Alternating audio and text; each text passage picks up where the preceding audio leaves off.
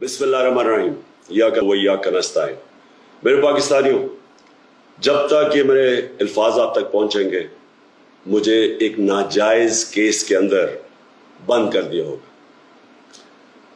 इससे एक चीज आप सबको वाज़ेह हो जानी चाहिए कि पाकिस्तान में जो फंडामेंटल राइट्स हैं, जो हमारा आइन हमें हुकूक देता है, जो जमहूरियत है, वो दफन हो चुकी है।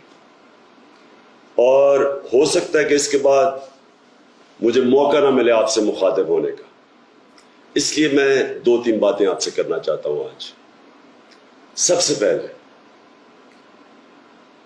पाकिस्तान की जो कौम है वो मुझे 50 साल से जानती है।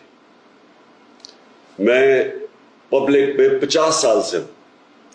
कभी मैंने ना पाकिस्तान के आइन के खिलाफ किया हूं, ना मैंने कभी पाकिस्तान का कानून तोड़ा है। और मेरी हमेशा, जब से सियासत में आया, मेरी हमेशा कोशिश हुई कि मैं जो भी अपनी जद्दोजहद करूं वो पुरअमन करूं, आइन जो मुझे हक देता है पुरअमन एहतजाज का, उसके बीच में रह के करूं।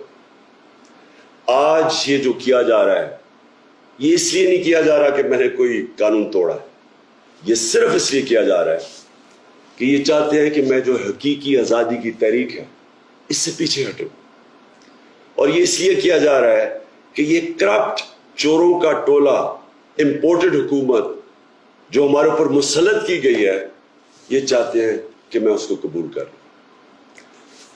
मैं आज आप सबसे अपील कर रहा हूं कि आपको अपने हकूक के लिए, अपनी हकीकी आज़ादी के लिए सबको निकलना पड़ेगा। कभी भी किसी कौम को प्लेट में आज़ादी नहीं पकड़ाई जाती।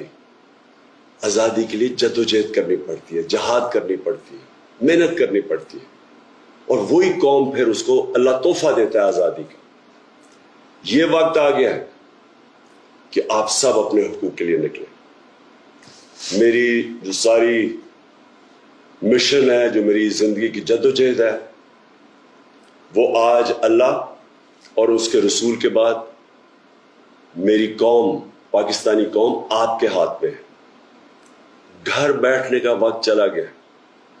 मैं आज आप सबको अपील कर रहा हूं कि आपको निकलना पड़ेगा, आपको जद्दोजहद करनी पड़ेगी।